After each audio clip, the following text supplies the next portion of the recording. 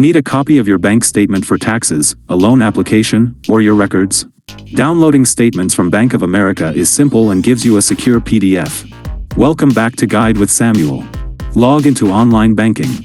Go to your account details, and look for Statements and Documents or Documents. Select the account and the statement period you need, e.g., March 2024. Click Download as PDF or the download icon. The statement will save to your computer. You can typically access statements for the past 7 years online. My crucial pro tip? Download and archive statements annually. Don't wait until you need one.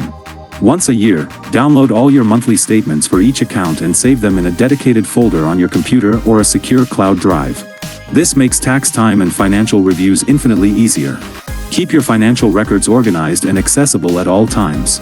Digital or paper statements, which do you prefer for your records? For more guides on financial organization, hit subscribe.